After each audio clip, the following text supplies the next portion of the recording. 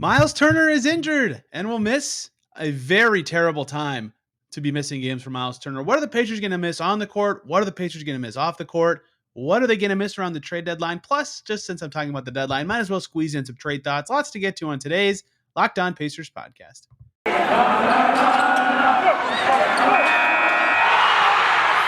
You are Locked On Pacers, your daily Indiana Pacers podcast, part of the Locked On Podcast Network, your team every day.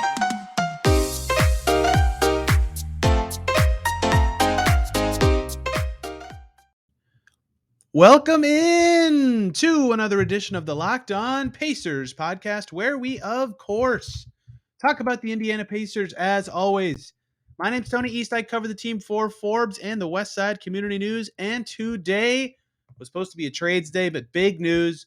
Myles Turner is injured, and it's not just a foot soreness thing that's going to keep him out for a little bit. It's something that could cause him to miss maybe a month or so, something that could cause the Pacers to not have him, something that could impact the trade deadline. So lots to get to on the deadline front, the on-court front.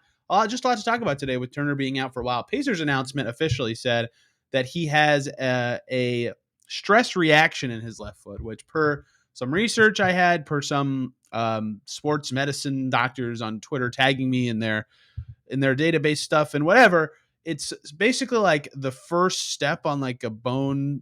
So I can't really explain it. Whatever. It's basically like the first step that leads to a stress fracture, but they caught it early. On any stress thing, just is like an overuse kind of deal.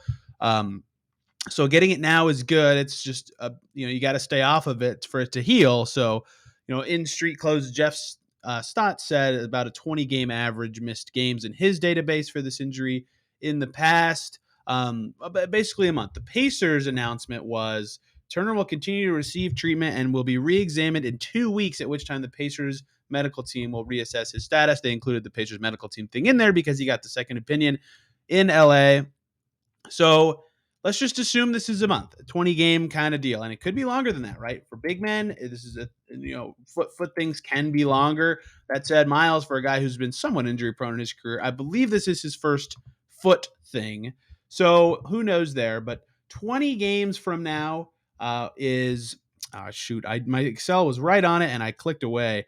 20 games from now is the Detroit game, or excuse me, the Orlando game on March 2nd, which sounds far away, but the reason there's that big gap is because there's a 9-day gap for the All-Star break in the middle of that. If you go just naturally, there's about 20 games, 15 to 20 games in a month for an NBA team. For example, in January, the Pacers play 16, right?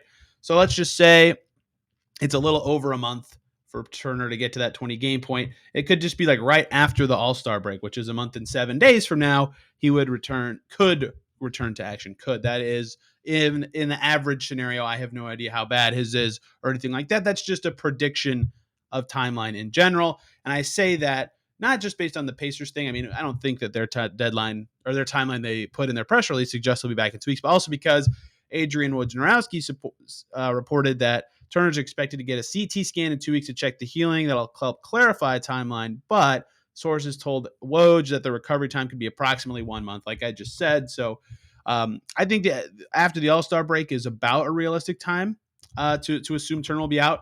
From a Pacers-only perspective, and now I will talk about, obviously, what this means for trades in the next segment, but there's 16 games between now and the deadline, which is brutal. So what does that mean for the on-court product of the Pacers? Because we saw, I mean, this is a little bit lazy analysis, of course. The Clippers shot ridiculously well from three, but Myles did not play on Monday night, and the Pacers gave up 139 points. And yes, again, that's not all just because Myles wasn't playing. There's a lot that goes into that, but that certainly was a factor. So the first thing that jumps out, obviously, the defense will be lacking. I don't want to sugarcoat that, but Sabonis will be able to play his more natural defensive position. And I've always said on this show, yeah, Sabonis is definitely limited as a defender, but he's better at defending centers than he is at defending fours in a more natural position. Perhaps he could be a little more ballasted there.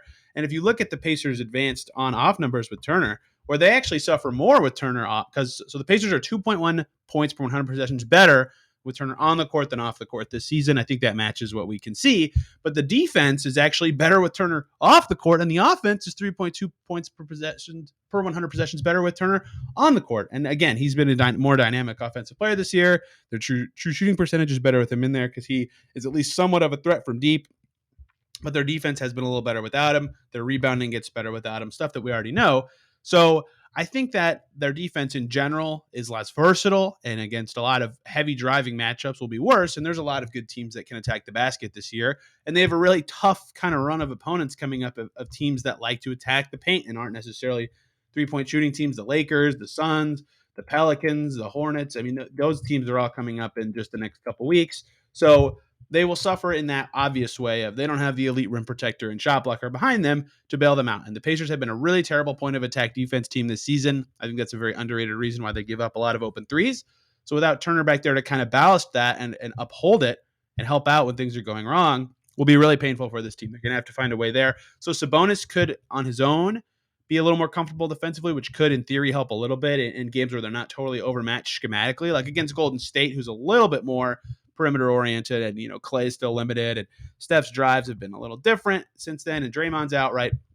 That game actually could be one where their defense looks okay, but in general, I think they have a tough run of opponents for this kind of stuff coming up. So like when they play Orlando on February 2nd, I think their defense will look great without Turner, because that team is not very potent at just getting to the rim and putting pressure on you. And they're not talented anyway, but you get what I'm saying. There will be teams where the Turner's absence defensively will really felt.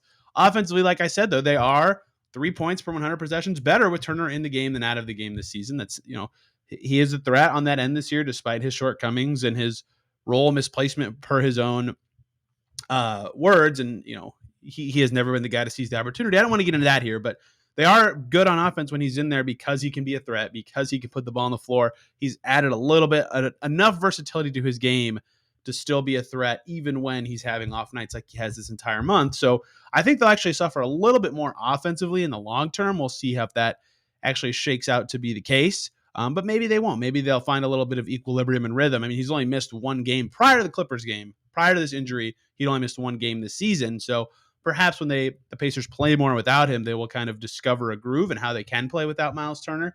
But so far this season, they've played better with him on the floor than off the floor on offense. So perhaps they could take a little step forward offense or defensively and a little step back offensively. That's what the numbers suggest will happen. But just using our intuition, we don't have to only rely on the numbers. The defense will certainly be worse in a lot of matchups, and the offense will be a little bit better and more fluid and role defined once all the guys get into their correct role. So we'll see what happens going forward. I think that is something to monitor. But the other on-court thing that will change is that the rotation is going to change, right? That's the biggest one, is that Goga is going to be able to play more. I suggested this on Monday's podcast.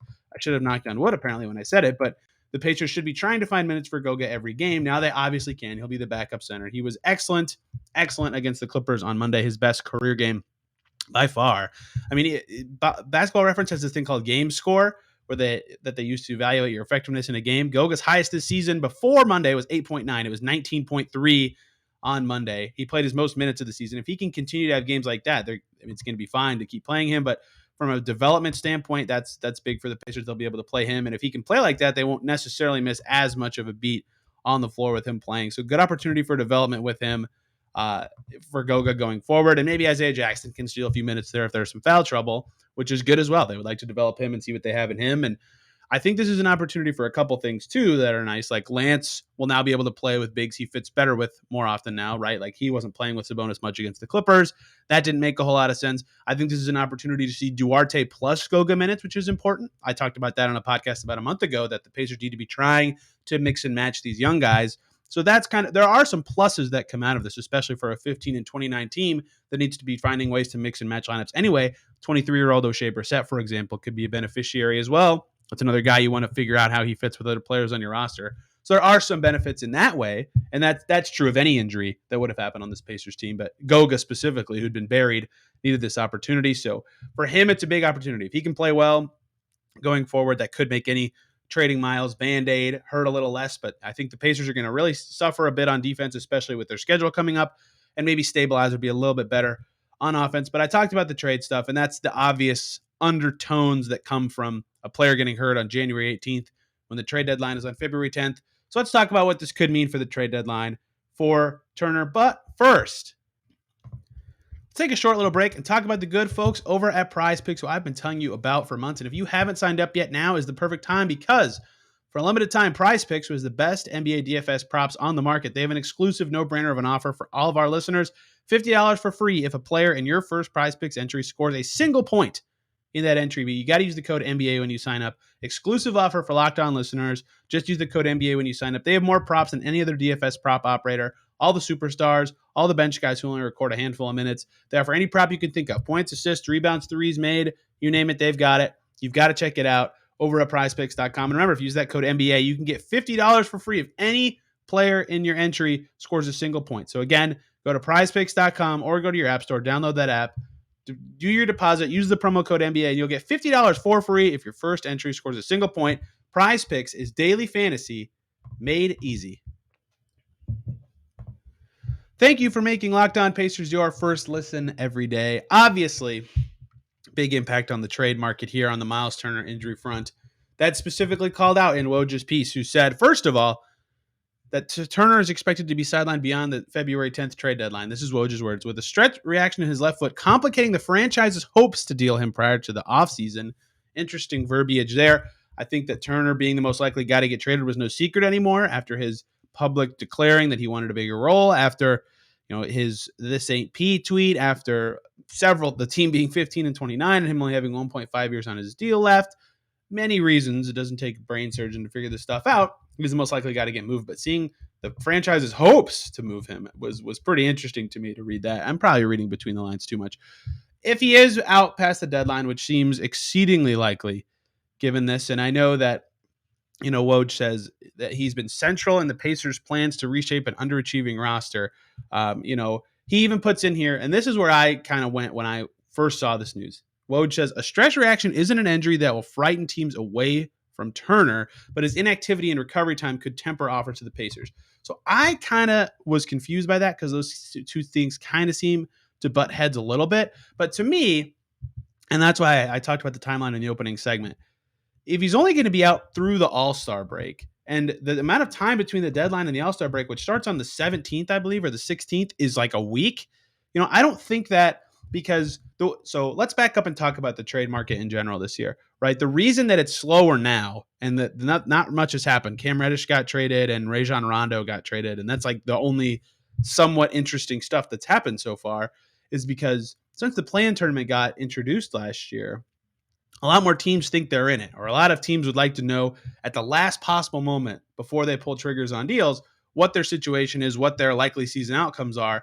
And so fewer teams are sellers and the offers change more because teams kind of change their plans more later in the season because, so many teams in the league right now can convince themselves that they're right there in the situation where they can go, oh man, if we just have one big run in whatever month, we're right in the thick of it. Like the Hawks are the 12th seed in the East, and they are 4 games out of the play-in. And like they would obviously like to be there. They were in the conference finals last year. So that's 12 teams in the East, basically, every team above the Pacers that would probably like to be a buyer and get a little better, right? If you go to the West, outside of OKC, who is 4 out of the play-in, like the Pelicans are 2.5 out and they're 13th. There's 13 teams in the West that would probably like to get better and reach the postseason. So there's so many teams that are buyers that if you're maybe they stay there, but they would like to know if they're going to pivot and sell, they want to wait as long as possible just to be safe. They don't want to shoot themselves in the foot. So that's why it's taking longer for the market to kind of idealize this year and come to fruition, and why the trades are going to be a little more delayed, I think,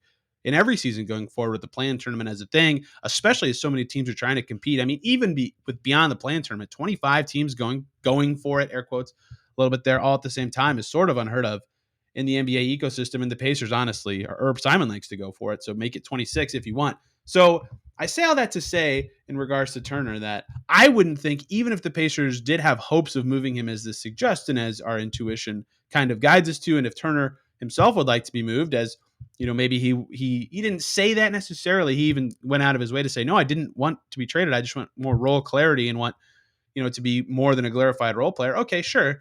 All these things don't necessarily individually mean he wants to be traded, but if you put them all together, I mean, it doesn't take a rocket scientist, a brain surgeon, whatever, to figure out that he was somewhat likely to be dealt in the coming weeks. And the reason all this is important is I think it would have happened close to the deadline anyway, because all these teams want the clarity, and the Pacers themselves want the clarity, because until teams know their direction, they're not going to make their offer or make the best possible offer. So I think that he wouldn't have been dealt until early February, as close to the deadline as possible anyway. That's a long-winded reason to say, because if he's only out for a month, that's the part that's key here, and he can return right after the All-Star break. Any team receiving him that would have traded for him about that time anyway, they only would lose about 6 or 3 games of value from him, and that's not nothing. But I don't think it's enough to like substantially lower the offers. I think I get why it would lower the offers because you just don't know, right? He could be worse. It could be something that keeps him out even longer than expected. He has to pass a physical to even do the trade. So, or for some teams at least. So perhaps that isn't a fear, but I just think in general, I don't think it'll lower the offers too much. And the reason I think that's important is because in the report it says the hopes to move him before the offseason. Sure, that's something, but with him, I think I've always been pretty on the train of like this is the season to do it because I suppose in the offseason before free agency he would still have some value, but he becomes an expiring contract next year, and then the team trading for him has to either immediately pay him more money or know they're going to be able to re-sign him in a year. And that is always risky for teams to know that the guy's a rental sometimes. And yes, expiring contracts have some value, but not when it's a good player or a guy who could leave your team. So trading him now has way more value than waiting until draft night might have some value, but either way, the earlier the Pacers are able to do it, the better. So this is a long-winded way of me saying I still think that the Pacers will have the motivation to do it around this time, and I don't think, given the timelines that have kind of become public and the historical research about similar injuries, that I don't think this will change the market too much, just a little bit. Like if you're a team that was like somewhat interested in Turner, you're probably out now, right? Like that is where the damage is really going to be done. Like I think I saw a fake Mavs offer from Eric Pincus in Bleacher Report that was like Dwight Powell and Dorian Finney-Smith or Brunson or something like that. If it's just Dorian and Dwight, like that's low interest anyway. They're probably out now in interest, right? So if they're more interested in that and they're offering more, sure, they're probably still in it. Maybe they're taking stuff out. I don't know exactly what all these teams are thinking, but that's where the crippling part of this is for the Pacers is if there was a team that had limited interest, they're probably out now. And that doesn't sound like it means anything if you're a fan. You're like, you only want the big teams that are interested and willing to trade a lot. Sure, but any team that drops out of the running, that still lowers the value for a guy. That's less teams bidding. That's less teams competing. That's less options available for 3-team deals. That's just less stuff is available and can do. So I think my thesis to all this thesis is the wrong word. My takeaway to all this would be, does Turner's injury impact his trade value? Yeah, absolutely. Absolutely. Because there's going to be less teams involved now. And, getting back maximum value is a little harder. And that's another consideration for the team now. Let's say they think they can get better value around the draft as teams kind of get desperate before free agency to fill holes, or they realize they're not going to get the guy they want in free agency. Maybe the Pacers think about not doing it till then. I think his value is going to be higher now still with this injury than then, but that's up for the Pacers and other teams to decide if they hold him onto him now for that reason. I would not fault them, although I think that, if Turner if Turner was of the mind of being like to be moved now, I don't know that he is or isn't. Maybe that could be a little frustrating for him. But anyway, that could be another reason a trade doesn't happen now, is the Pacers realize they could get a better offer then. But I don't think that's the case. So what I think is, yeah, the offers will be a little bit worse, like a very small amount, because there's a few less bidders, and obviously his value's less. He's playing fewer games for you going forward. But I don't think it will slow things down to the point of like he's untradeable or like this drastically changes the deadline. Like where this could impact Pacers more is like Rashawn Holmes is an example I'll use, but not the example. But just any other center that was available that's like close to Turner in value, you might be more interested in that guy now if you're a competing team who wants to get a center in the trade market. And that's where this could hurt, is that an interested team that could want Turner fills the hole with a different guy instead. And that's another less bidder, right? So yes, I think that Turner's injury definitely impacts his trade market and maybe makes the Pacers say, okay, we'll think about draft night instead of this. But I ultimately think that his value is going to be similar enough, and that they got like, obviously this is bad and unlucky, but they got lucky-ish that it wasn't like a week later or 2 weeks later that this would have held him out for way past the All-Star break, where teams would be missing him. The new team he was on, if he was dealt, would be missing him for 20 or so games on their own. So a little bit of fortune, a little bit of misfortune. Maybe that's a little Pacers colored glasses of me to be thinking that way, but the timing is what it is. It's bad luck for the Pacers that this happened, but I don't think it's going to impact the trade market too much. That's just my 2 cents. We'll see how it actually shakes out in the coming weeks. And speaking of the coming weeks, let's talk about the trade market in general, and I'm going to start with the Cam Reddish thing, because people were upset that the Pacers did not get in on that trade. So I want to talk about the Pacers trade market thoughts, a little big picture. But first, Let's talk about the good folks over at Built Bar because it's the new year, which means New Year's resolutions. If yours is about getting fit or eating healthier, include Built Bar in your plan. I had a peanut butter brownie for lunch today at work, and they are protein bars that taste like candy bars. They're absolutely delicious. They're probably better than candy bars, and they're healthy. It makes it easy to stick to your resolution because it tastes really good, so you'll want to eat it, but it's also healthy. They're full of protein, low on calories, low on sugar, low on carbs. You've got to try them 100% covered in chocolate, tons and tons of flavor. Again, I love that peanut butter brownie. I love the mint chocolate, but there's so many that no matter what you like, they'll have something for you. You've got to try them. Go to built.com, use the promo code LOCKED15, and you'll get 15% off your order. That promo code again is LOCKED15 for 15% off at built.com. Thank you, as always, for making Locked On Pacers your first listen every single day. For your second listen, of course, Locked On Lakers could be a way to go as the Pacers take them on tonight. Big win for the Lakers on Monday against the Jazz. I wanted to do today's show about the trade market in general and my kind of targets and general thoughts for this Pacers team. This Turner injury is big enough of a story to me to change my schedule up a little bit, but I will include some trade thoughts in today's show. And I'll start with Cam Reddish. Cam Reddish got traded to the Knicks for a Kevin Knox and a lottery protected or a top 18 protected, I forget, first round pick. Some Pacers fans were upset about that. And I will start by saying that I understand that Cam Reddish is the kind of guy that the Pacers should kind of be thinking about, I think. Young guys who have the potential to pop. I don't think Cam Reddish is that good, so I'm kind of coming from a position of weakness here in my argument in general, but risky players like that, I don't kind of think fit the billing. Sorry, risky, expensive players like that, I don't kind of think fit the billing of what the Pacers should be trying to do right now. Like giving up a first for a guy who could be good but could not be for a team that is headed down the path the Pacers might be headed down is extremely risky. And I know their own drafting hasn't been awesome, but I would rather them keep their own picks than do something like that where Reddish's highs are obviously very high, but if you watch him all the time, it's like his defense is never really there, and he's always, he's never in rhythm or with the team. It's hard to explain it. He just feels off, and he does have nights where he pops and looks very good, and that is why, of course, he's very tantalizing as a trade piece. But that's not the kind of thing that I think makes sense for the Pacers. The thing that makes sense to me for the Pacers is either if you're trading a pick like that, or you're trading for a young guy, you better be pretty dang sure that they're going to be good. Like I'll include some examples because I have a pretty long list of names. Like Miles Bridges is on my list. And like Miles Bridges is obviously already very good. Like that's a guy you could be willing to give up stuff for if you're the Pacers because you know he's going to be on your team for a while and he's good already, right? That's kind of one, right? Cam Johnson with the Suns, same kind of deal. They're already good. I think those kind of things are the stuff that if you're the Pacers and you're giving up a pick to move into the trade market, you'd be a little more willing to do. And so Cam Reddish trade, I get why the Pacers would have done it. And Zach Lowe and other outlets reported that they were interested in Cam Reddish. And it makes sense to me why they would be. He's a young player who plays an important position and has shown high flashes. And he would get more minutes on the Pacers probably than the Hawks. Like there are a lot of reasons why I get why they would have done it. That price is fair for him. Obviously, that's the trade that happened. I would have been pretty hesitant, and some of that's just because, again, my opinions on Cam Reddish in general. But that style of player is pretty tough for the Pacers. On the flip side, if they want guys like Cam, young guys who kind of have wild potential, yeah, that makes some sense. They've got to be careful about giving up too much for that kind of guy.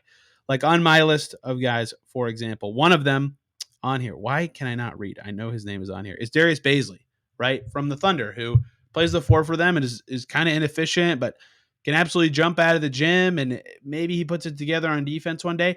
You never want to give up a first for a guy like Darius Bazley. You know, he's never proven anything in the league, really. He's just got a lot of exciting pieces, but like you can never have too many bites of the apple with these athletic wings, right? So why not? And if the price is what they had to give, the Knicks had to give up for Reddish, no, you don't do that. But if it's a very, very late first, or if it's a high second or a couple seconds, I would absolutely do something like that. So to me, there's a lot of rambling words about the Cam Reddish trade to say, I think that middle ground is what the Pacers should actually try to avoid.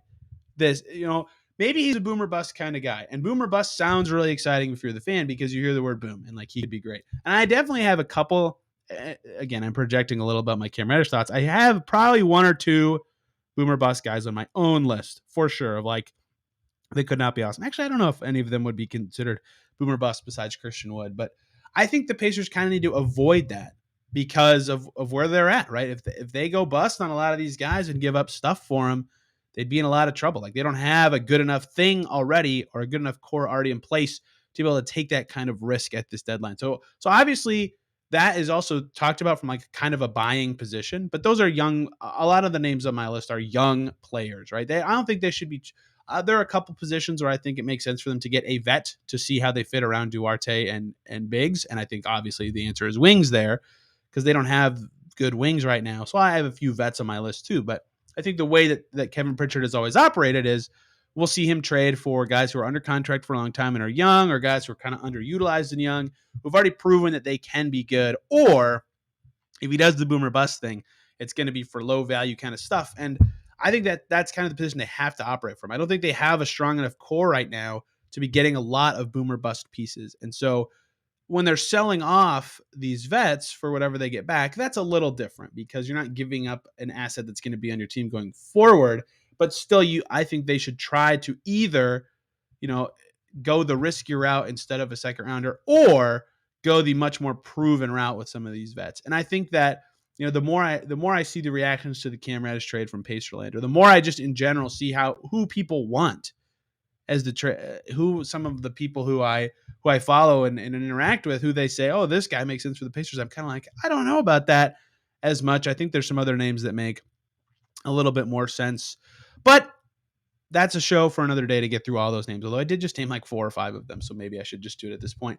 I just think that the Pacers need to be careful about being risky. And I get that being risky is something you have to do at times. Again, getting Cam Reddish would have made sense to me, but they can't be thinking too much about trades like that in their position. They're already in a very risky position where they're 15-29 despite spending like the 15th most in the league, and thinking that this core could make the playoffs. Getting out of something like this is very, very difficult. And they have never been a team that picks in the top 10 or kind of slides in that direction.